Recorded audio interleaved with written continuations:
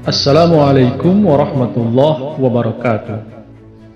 Sebagaimana diceritakan di video sebelumnya bahwa Maryam saat hamil dibawa oleh suaminya yaitu Yusuf ke Bethlehem.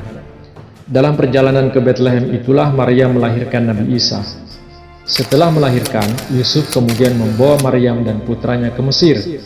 Perginya mereka ke Mesir disebabkan terancamnya keselamatan mereka oleh Raja Yudea saat itu yaitu Herodes Agung. Di Mesir, mereka tinggal untuk beberapa tahun lamanya. Kemudian, setelah Raja Herodes Agung mati dan digantikan oleh putranya, yaitu Herodes Archelaus, warga itu kembali ke Nazaret di Galilea dan bermukim di sana. Maryam dan putranya dengan menunggang keledai, mereka memasuki Yerusalem. Al-Quran mengatakan, "Fa'atat bihi qaumaha tahmiluhu." Maka Maryam membawa dia kepada kaumnya dengan menunggangkannya. Mengetahui Maryam disertai putranya kembali, para pemuka Yahudi mulai mencemooh Maryam. Katanya, "Qalu ya Maryamu laqad ji'ti syai'an fariyya." Mereka berkata, "Hai Maryam, sesungguhnya engkau telah berbuat sesuatu hal yang keji." Mereka menuduh Maryam berbuat zina. Al-Quran membantah tuduhan itu dengan mengatakan bahwa Maryam seorang wanita muttaqi. Hai saudara perempuan Harun, ayah engkau bukanlah seorang buruk dan tidak pula ibu engkau seorang pezina. Atas tuduhan-tuduhan keji para pemuka kaum Yahudi, Maryam kemudian mempersilahkan kepada mereka untuk bertanya langsung kepada Nabi Isa. Fa'asyarat ilaihi qalu kaifa nukallimu man kana fil mahdi sabiyya.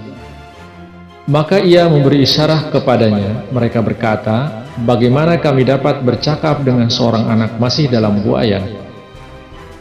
Siti Maryam mengetahui jawaban apa yang akan diberikan oleh Nabi Isa bila para pemuka kaum Yahudi mengajukan pertanyaan-pertanyaan mereka kepada beliau. Siti Maryam mengetahui bahwa jika beliau menyatakan diri beliau tidak bersalah, tiada seorang pun akan mempercayai beliau. Satu-satunya bukti mengenai kesuciannya adalah anaknya.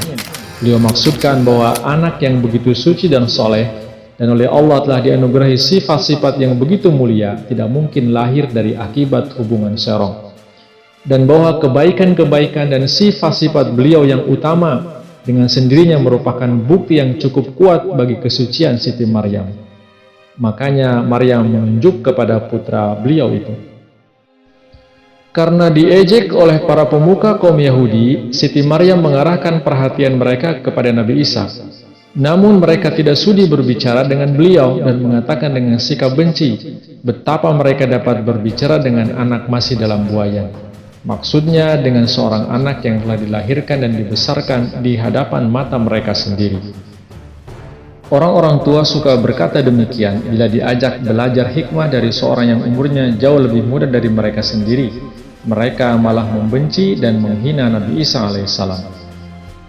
Dalam ayat lain dikatakan, "Wa yukallimun nasa fil mahdi wa kahla wa minas shalihin." Dan ia akan berkata-kata dengan manusia dalam buayan dan ketika sudah setengah umur, dan ia dari antara orang-orang saleh. Arti yang pokok dari kata mahad adalah keadaan atau masa persiapan ketika seorang seolah-olah disiapkan dan dibenahi untuk memangku tugas-tugas yang akan diserahkan kepadanya ketika menginjak usia matang. Disebutkannya kedua masa kuhulah dan mahad bersama-sama menunjukkan bahwa tiada waktu selang yang memisahkan antara kedua masa itu. Seluruh masa sebelum kuhulah atau setengah umur ialah mahad.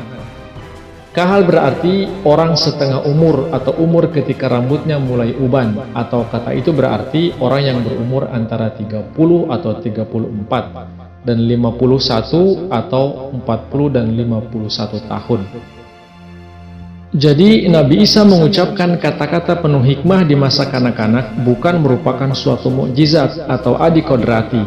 Banyak anak-anak cerdas dan berpendidikan baik mampu berkata-kata seperti itu. Nabi Isa biasa mengucapkan kata-kata yang syarat dengan hikmah dan ilmu rohani yang luar biasa, jauh melebihi umur dan pengalamannya. Kesemuanya pada masa persiapan sebagai seorang belia dan juga pada waktu setengah umur, bukan pada saat masih bayi. Dalam ayat lain, Allah Ta'ala berfirman, "Hai Isa ibnu Maryam, ingatlah nikmatku kepada engkau dan kepada ibu engkau ketika aku memperkuat engkau dengan Ruhul Kudus. Engkau bertutur kata kepada orang-orang ketika engkau masih kanak-kanak dan ketika usia lanjut."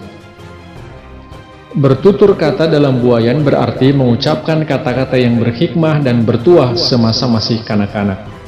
Nabi Isa berbicara semacam ini mencerminkan pujian besar bagi ibundanya karena beliau seorang ibu yang bijaksana lagi solehah, dan mengucapkan kata-kata baik di pertengahan umur menunjukkan bahwa Nabi Isa juga seorang yang muttaqi.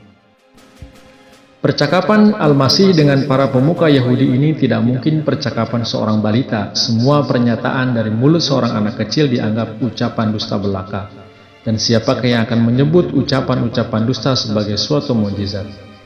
Ketika itu Nabi Isa bukan nabi, begitu pula belum melakukan salat atau zakat ataupun diberi kitab. Lagi pula Nabi Isa telah berbicara kepada orang banyak ketika beliau masih dalam buayan, dan juga ketika dalam tengah umur.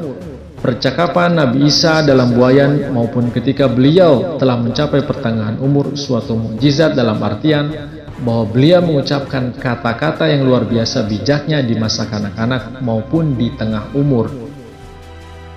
Penunjukan kepada dua masa yang berlainan dari kehidupan Nabi Isa dapat pula dianggap sebagai isyarat bahwa tutur kata beliau ketika sudah menginjak setengah umur akan berbeda sifatnya dengan tutur kata beliau waktu masih remaja.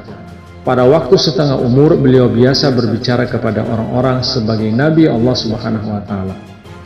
Jadi, kabar suka yang disampaikan kepada Siti Maryam terletak dalam hal bahwa Nabi Isa bukan saja ditakdirkan akan menjadi pemuda yang cerdas, tetapi juga akan hidup sampai masa tua sebagai hamba Allah yang muttaqi.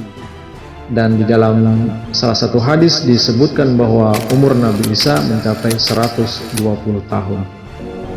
Wallahu a'lam bishawab. Terima kasih. Wassalamualaikum warahmatullahi wabarakatuh.